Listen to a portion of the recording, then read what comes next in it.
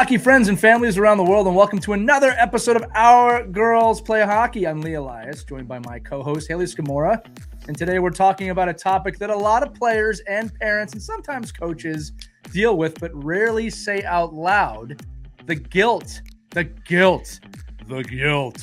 of not always being at hockey. Now, maybe it's missing a practice for a school event, saying no to a tournament to play another sport, or just wanting a weekend off to reset, which is virtually impossible to do during the season. But suddenly, you feel like you're letting your team down, or you're falling behind, or worse, your coach makes you feel like you're letting the team down. This is something we experience sometimes. We're going to unpack that pressure today, why it exists, how it affects players and families, and what balance really looks like in a hockey culture that often runs 12 months a year. I always say there's only 12 more months to go. Sometimes I get quizzical looks with that, Haley, but people look at me like that. But yeah, look, this is a real thing that people deal with. There's this massive guilt that comes from a lot of different directions, can come from parents, can come from the kids. Sometimes I think coaches play an unfair role in this. But Haley, look, you lived hockey at every level, youth to college to pro. Did you ever feel that guilt or pressure to always be at the rink? And you know, even if you needed the break, I'm sure you still felt it. Yeah, I definitely did, especially growing up. And then honestly, even now, there's times where, you feel guilty doing it when you need to. But overall, you just have to remember you have to do what's best for you, and only you know your body and what you can handle and what you need. And no one else can really judge you for that, even though they might try. So you have to kind of have like that strong inner will and kind of know what you need. Yeah, and I think that that's something that parents can help kids with as well. I think if you're an older athlete, you're much more in tune with that. Hmm. I think sometimes when you're younger, I think the parents feel this massive obligation. I'll tell you what, when I started coaching my kids, which was 6 years ago, and I love being at the rink, but I felt like, man, if we can't miss a practice, we can't miss a game. And I'm not going to lie to you, to all the parents listening right now, I don't really have that problem. I'm okay. It depends on the weekend, depends on the situation, Hmm. but I'm okay missing a practice for a family event. I'm also okay with Hmm. my kids missing practice for orchestra, which my son is in, or for a birthday party or other things like that. Again, depends on the event, depends on the timing. Sometimes the hockey does win out. But Haley, let me just say that and like start from there. Like, it's okay, right? It's okay sometimes to prioritize other things over hockey. As long as you're gauging it. I don't want to say this is always okay if you have a huge thing Yeah. going on, but right, it's okay to miss sometimes. Absolutely. And I think you have to kind of prioritize things. Like you were saying, like a family event, family's so important. I think as you get older, you kind of realize that. And as a kid, you might not know like how many times you're seeing these people. And it's super important to like establish those relationships. And then school things or orchestra, like you were saying, like maybe those are things that your kids enjoy doing. And maybe they want to be able to experience that and hockey and not have to always give up the other thing and always go to hockey. Maybe they want to switch things up. So do you normally like ask like your kids, or are they like excited to go to orchestra that day, or how does that work with your family? Well, the way orchestra works is, there's only a few concerts a year. So to Yeah. me, it's an easy, hey, we're doing that. And they're Mm, typically not like on a Saturday during game times. So usually it's a practice that you're missing. yep. So I don't typically ask. It's okay. You got orchestra tonight. That's what we're doing. Hmm. If it's other sports, I'm asking, but it's only because I'm gauging where they're at, Yep. of what they want to do. Hmm. Like, I don't feel like I put pressure on my kids that you got to choose hockey over something else. I actually look at it the other way: is if they're picking something else over hockey, maybe that's something I should be paying attention to. Yeah. Fortunately for me, they're mostly picking hockey. Yeah. But yeah, no, sometimes I'll give them the option to have a discussion about it, but you got to gauge your kid, right? I also don't want them to Hmm. manipulate that situation. I'm one of those parents that's like, if you don't go, you still have to do something. It's not like we're Mm, just at home play Fortnite for 2 hours, right? So that's part of parenting. And yeah. I think you know, that's a big difference to like yeah, no, like you're not just sitting at home watching TV all day, like skipping hockey. It's like, no, you're doing something like either for family or for school or whatever that might be. yeah, I'm very fortunate in that, and I hope this is true for most of the listeners, that my kids want to go to hockey. Like, I don't Hmm. ever have to fight them to go to practice, right? Yeah. The only time, and I wouldn't say I'm fighting them, is if they're ill. I have to think twice. I have to think about the other players on the team, the other families on the team, and also where they're at. Now, luckily, my wife is a physician, so I basically have someone giving a green light at home. I'm very blessed at that. But yeah, no, most of the time they want to go. And, Haley, I do want to say one thing that you mentioned before, about family, and I'll just give real talk, I'll just be blunt about it. You never know how much time you have left with any of your family members, right? Hmm. So if there's some big event coming up, I nowadays I almost always say you should do that. Okay. If I'm sure most of the audience, some of the audience has lost someone. You can't get the time back. So Hmm. you got to gauge that. All right. Now, if somebody you've seen every single day, all right, that's one thing. If it's someone who's in town and they're Hmm. visiting, you should make a judgment call on that. Right. Just again, not to make it too severe, but Yeah. I thought that was a really important point that you brought up.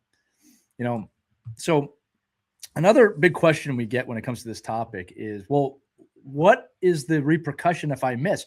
If I miss practice, do I lose my spot? Do I lose the coach's trust? And I think is this.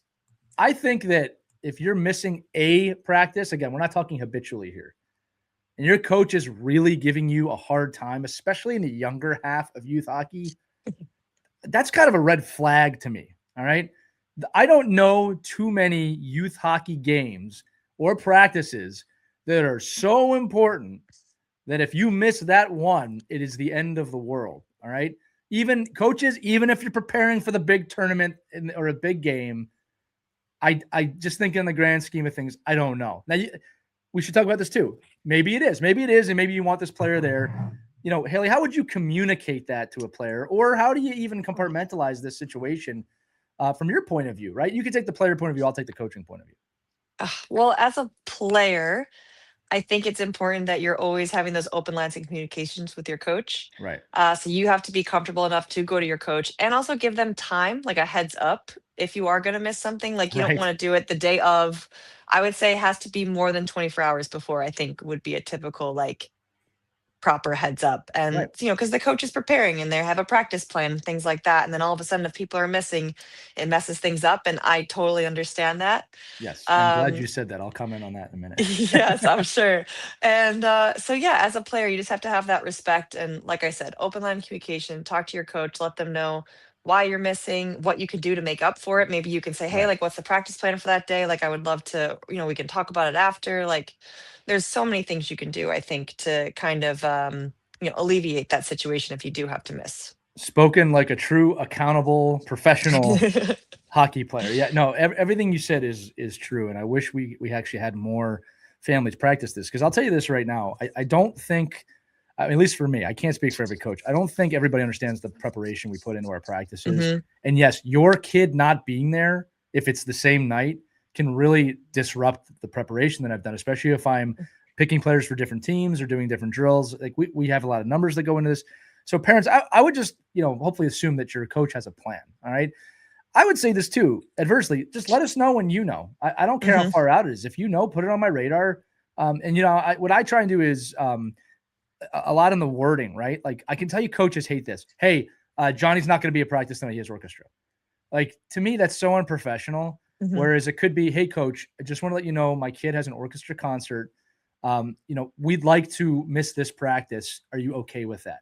Hmm. Right now, the answer might not matter to you parents, whether they say yes or no. Most coaches are going to be okay with that. Okay. But it's just the professional courtesy of, hey, you're taking the time to prepare. You're volunteering your time. All right. I just want to let you know my kid has another obligation tonight. And I like what you said. Is there anything I can do to make up? Is there video I can watch? I say this all the time. Great coaches want to coach. We want to Hmm. coach. So give us the opportunity to coach. But if you're going to power strong arm us of, no, we've got this thing, we're not coming, that doesn't come across right. Now, let's go adversely again. I also don't think it's okay for the coach going, no, we have a really big game against the 12th place team this weekend. And if your kid's not there, they won't be prepared. That's extreme too. All right. Hmm. Now I will say this, and Haley, I'll bring you back in on this. The older you get, or I should say the higher of a level you get, this discussion becomes a little harder. All right. Like I do understand at 19U junior college, like the obligation's a little different. Like you want everybody to be there to be prepared. Hmm. But typically there's a conversation that happens, right? And most coaches are understanding. But if you're barring a 12-year-old, that's just, I'm laughing because it's ridiculous. Yeah. All right. This is assuming, and Haley, will throw it back in a minute. This is assuming the kid's not missing 15 practices a year. Right. All right. Like this is just maybe like a once in a while thing to have other interests. If you're missing 15 practices, we'll talk about that later. Yeah. Right. But going back to the main question, right? Like there shouldn't be this associated guilt from the coach or the organization, right? Or the parent for that matter. Yeah, like, it doesn't mean you don't care about hockey or you don't like hockey. I think that's a common misconception that you have to, like, live, breathe, and eat hockey all the time at Right. such a young age. It's like, kids are allowed to have other interests. It makes them a better hockey player in the long run if they do have other interests, in my opinion. So, I think it's super important to cultivate that and not punish a player for that. Yeah, and to be fair to you, it's not just your opinion. Like every study shows what you just said Mhm, is true. They need to have diverse interests. This is also, and this is what I like to say, this is also part of growing a human being, mhm. right? Like we're supposed to, it's when we teach them how to eat, you got to try new things. You got to try different foods, see what you like, what you don't like. Or as a friend of mine once said, if you only eat chocolate ice cream, how will you know if you do or don't like vanilla? Right. True, yeah. So that's another one. Now, another one we have to address is this of, well, I can't miss because it's going to disrupt my hockey development. Mm, There is no one practice that is going to disrupt your development as a hockey player. And if you believe that, I don't know what to tell you, right? yeah, Because the development of a hockey player, first off, takes place over decades. Okay, mhm. I was going to say years. Takes place over decades, and so much of that development is really on the onus of the child just Mhm, putting the time in. So if mhm. you think that, I'm trying to think of a good metaphor here. If you think showing up to one practice is going to drastically change the course of your development, it's just not true, right, Right. Haley? Yep, absolutely. And I think, if you really want to like get the reps in, you can get them in your head. You can visualize it. You Right, can literally visualize yourself at practice, and then it's like you're doing the reps. Like there's actual studies when you're visualizing something, it activates the same muscles in your body. right. So absolutely, there's ways around it. Yeah, no, 100%. And again, and it's important to do it, right? Hmm. I'm gonna say it too. Like, you're obsessed with the game. I'm obsessed with the game. There's no sugarcoating that. We think about this game most of the time, but I also, and you also have other interests. We have Yep. other things that we do. And again, it's like hockey's never far away. I can always find the hockey in whatever I'm doing. But man, if I don't take a break from hockey every once in a while, it can become overwhelming. Hmm. And look, I'd be lying if I didn't say my love for the game never waned, but there's points of burnout. There's points of, hey, I just need a minute. you know, Yes. can you talk about twofold here that, what other interests you have, Mm, right? And that you feel this too, right? Even is in the stature of where you're at, you still feel this from time to time. absolutely. For me, I kind of had to find other hobbies after like college and going into like my professional career when I kind of started to have a little bit more downtime and when it felt like sometimes hockey felt like only a job and I was Right. kind of forgetting that it's like a game that I love and that I enjoy doing with my friends and things like that. You get kind of caught up in everything. Um, and so for me, it was really important at that point to kind of find other things I enjoy doing. Right. Personally, I love doing puzzles at home. I love just relaxing, watching Netflix, hanging out with my dog, my boyfriend, my family.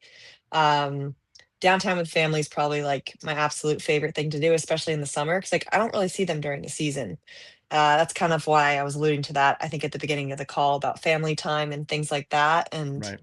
um, I think that's how I recharge the best is when I spend time with my close, my boyfriend, my family, and loved ones. It's how I kind of get that rejuvenation back because it's a long season. I'm going to hockey every single day, video, watching my own video, workouts, skates. It adds up, and then there's a lot of travel along with it. And so, for me, it's super important that I have kind of things outside that I enjoy doing. Right. Another fun thing our teammates are doing this year is a book club. That's awesome. So yes, so we've been putting some votes in for that, and that's going to be another fun thing I'm looking forward to. That's not hockey related at all I to do I during the believe you, season. and I won't ask you what books you're reading out of professional respect there. But Haley, which says too, like you're a pro, right? And that's the life of a pro athlete. It is your job, but you still have to find ways to simmer down from time to time. And again, I'm saying Mhm. that to everybody here because that's why I'm saying it's okay to go see your family. It's okay to go to that Yep. holiday dinner. It's okay to go to that concert, right? Mhm. The other thing too is I think for parents, we talk about this on a lot of episodes. There's this unfair pressure that I think we put on our kids sometimes because we are all spending such stupid amounts of money on this game. And I always Mhm. warn parents, be careful with the, do you know how much we're spending on you talk.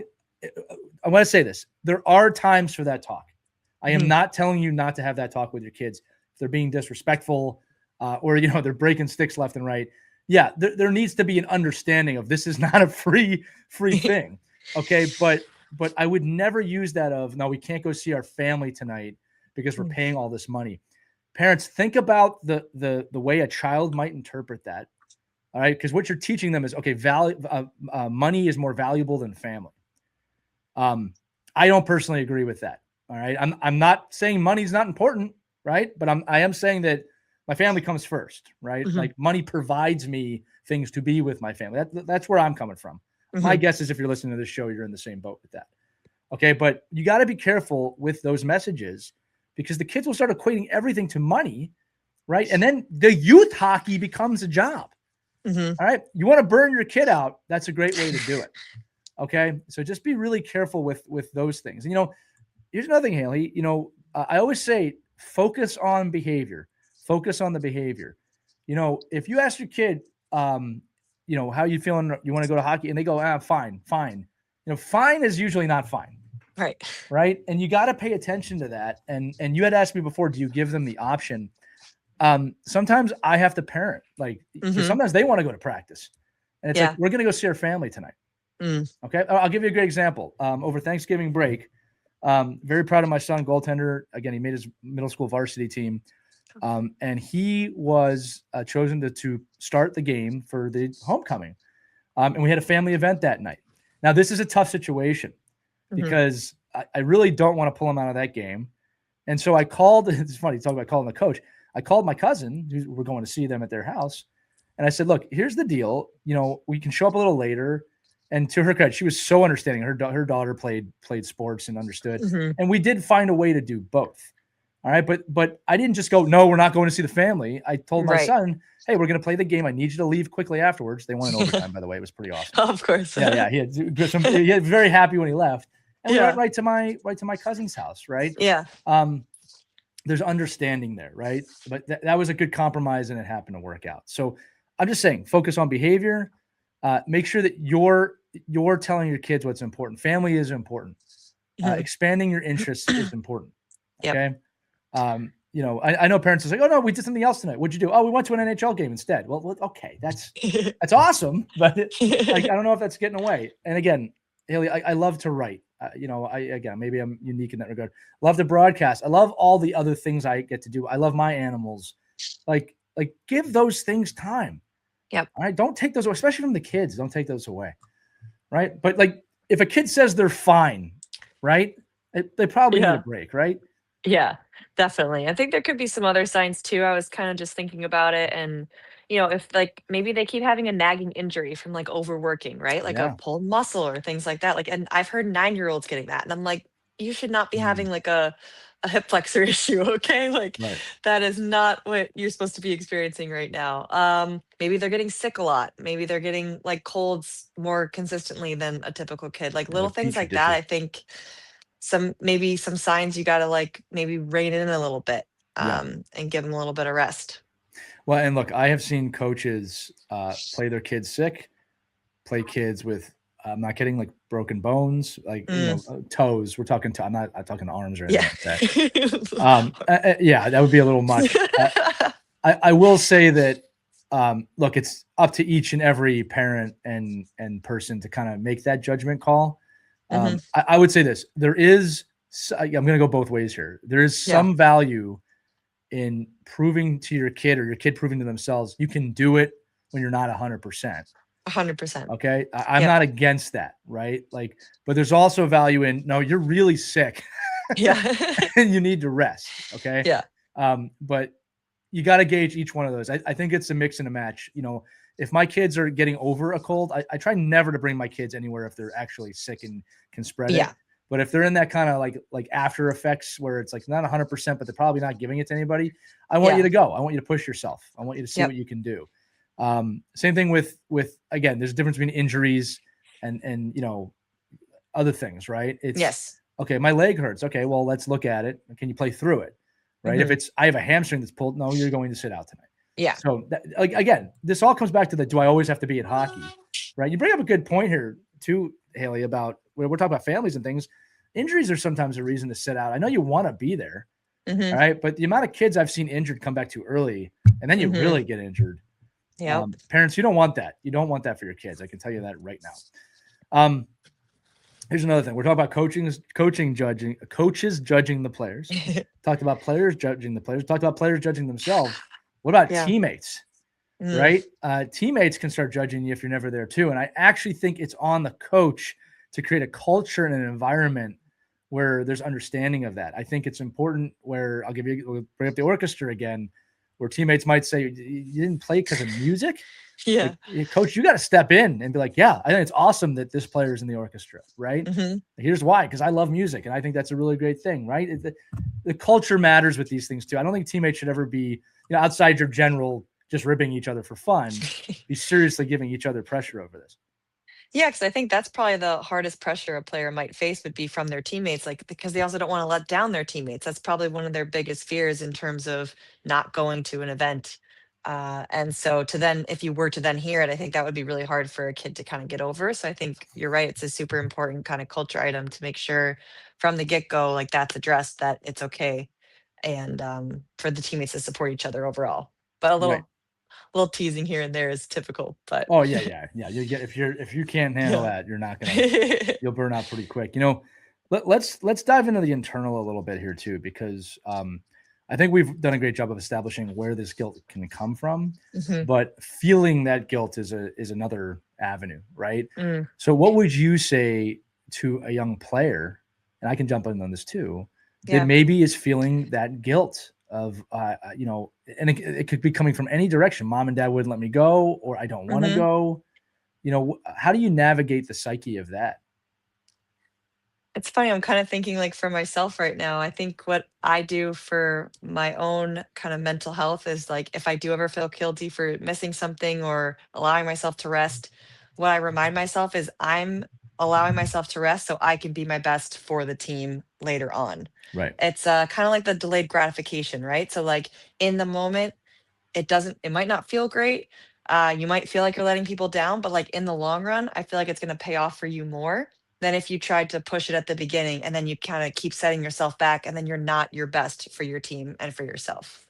No, I love that too. And, another thing too that I tell my players, I always say, live with your decisions, Mm, right? And some of it is just maybe taking a look at what happened, exploring that guilt. Okay, ask this. Here's a good question to ask. Why do I feel guilty? mm, Like, I think sometimes we feel things, but we don't learn to question the feeling, right? Well, why do I feel guilty? Maybe the answer is, well, I really wanted to be at practice tonight and I had to do something else instead.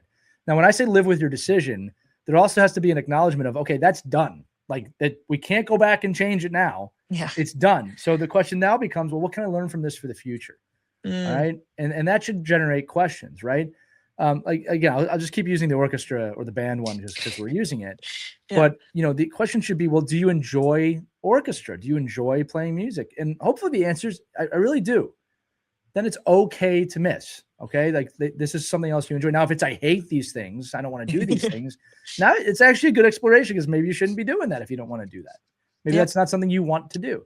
Now, I also know for a fact that there are kids out there that do not have a choice with some of these things. It's mom or dad is making you do piano or making you do orchestra. For the kids listening, I cannot tell your parents how to parent. That is an individual journey that we have to go. But I would encourage everybody to have conversations about that, right? And I'm not saying, kids, if you go to your mom and dad and say, hey, I hate piano, Hmm. that means you're going to stop playing piano. Mom and dad typically do know what they're doing. Yeah. Okay. But explore your emotions, explore your behavior. All right. Hmm. And try and identify the why. But also, I got to say this again. If it's done, it's done. Don't live in the past with it. Yeah. All right. Guilt is typically a past Hmm. triggered emotion, right? It's not something that you typically feel too far beyond what happened, right? Yeah. It's something you think about. So if you're feeling that, learn. It's an opportunity to learn. It's just like making a mistake on the ice, right? Yeah. Don't live in the mistake. We talked about that a lot, Haley, right? You got to keep moving Yeah. forward no matter That's such a what. good point. Yeah, I think it's super important to be aware of your feelings and be able to identify them. And that's a big part about growing up and learning how to manage your emotions. And so I think that's a great life lesson, not just for in hockey, but in life, what you were kind of mentioning. Yeah, no, I appreciate that. I mean, look, we're getting ready to round this out. I mean, I think what we should do is just talk to the parents, because that's our primary audience when we're talking about how we can maybe even reframe the idea of missing out. Because here's the deal. I actually think you may be missing out of hockey if you go to do something else, but the larger question would be, you might be missing out of something else by always going to hockey. And I feel like I have to keep reiterating this. I'm not talking about like 15 times a year here or anything like that, parents. Like you should be going to practice. You should be going to games. All right. But things do come up. And it's like, we're missing hockey for this. That phrase sometimes kind of freaks me out. It's like, you know, I'm going to sound really kind of corny here, but it's like, no, I'm enriching my kid's mind tonight by doing this. You know, how can we reframe it where it's not that guilt? And again, Hayley, this episode spawned from you, right? Saying that this is something you wish when you were a kid. Yeah. There was some more leniency on, right? And again, when you say things like that, I actually really think about it, because like of where you are now. Right. And I think it could be easy for you to say, nope, we did everything. If I missed anything, I would never be with the Montreal Skyline behind me right now and on the rivalry series team. But I think you're even saying it, right? That like, no, I would have been fine. Because your love for the game was not waning. You just needed a break sometimes. You wanted that chance. Can you dive into that for a little bit? Absolutely. And this is coming from, my dad was my coach growing up. Okay. He was the biggest, he worked so hard on those practice plans. So like, I know he would get so frustrated if people bailed last minute. Like I 1000% get it. But it's just I'm such a huge advocate in terms of making sure you're following other passions and not just putting everything into hockey. I just see so many kids nowadays, all they're doing is hockey, and they just burn out eventually. And they also aren't like gaining those other life skills. And like other sports also help you with that. It doesn't have to be something separate from athletics. It can be other sports. It could be orchestra. It could be after school activities, acting, singing, who knows, anything. And like you were saying, it's enriching the kids' lives. And I just think it's super important to kind of facilitate that, and to make sure that they don't think hockey's the end all be all. It's super important to know that it's a game. You're supposed to have fun, be with your friends, and there's life outside of hockey. I love that, Hayley. And I'll reiterate something I think we said a long time ago, that, you know, we talk about, again, I said reframing, right? It's not a sacrifice, it's a choice. And I think that's part of the key here too, is you do have to make a choice. All right. But it's a choice. Right? It's not there's a difference here, right? Like I think if you're sacrificing, that's not a good thing, right? If you're sacrificing family for hockey, that doesn't ring right to me. As adversely, if you're sacrificing hockey for something else, that doesn't sound right. No, I'm choosing to do music tonight. Right. I'm choosing to be a kid tonight. Right. So parents, coaches, and players, just something to think about. Do I always have to go to hockey? Short answer is no. The long answer is this entire podcast, so I'm not going to say that again. Hayley, this was great. A great topic that you brought up here. I'm sure the audience really appreciated it. Yeah, absolutely. It's something I'm very passionate about. So thanks for chatting with me about it. I love the reframing method that you were kind of talking about. I think that's huge for parents and kids. Yeah, well, thank you. That's our goal with the show. I also have to say, for those of you listening, I got to see the sunset in Montreal tonight behind Hayley. It was very, very beautiful. That skyscraper wasn't fully lit up when we started, but now it is. Yeah, it's pretty cool. Yeah, it is pretty cool. And a nice reminder to all of you that all of our shows are available on YouTube, as well as wherever you're listening on a podcast. So that's going to do it for this edition of Our Girls Play Hockey. Remember, you can email us any topics you want at team@ourkidsplayhockey.com. Or there's a link accompanying this episode in the show description. If you click that, put your name, tell us where you're at. If you have questions for Hayley or me or the general population of the Our Kids Play Hockey Network, you can put it there. That's going to do it for this episode, though. For Hayley, I'm Lee. We'll see you in the next Our Girls Play Hockey. Almost messed that. Our Girls Play Hockey. Take care, everybody. We hope you enjoyed this edition of Our Kids Play Hockey. Make sure to like and subscribe right now if you found value wherever you're listening, whether it's a podcast network, a social media network, or our website, ourkidsplayhockey.com. Also, make sure to check out our children's book, When Hockey Stops, at whenhockeystops.com. It's a book that helps children deal with adversity, in the game and in life. We're very proud of it. But thanks so much for listening to this edition of Our Kids Play Hockey, and we'll see you on the next episode.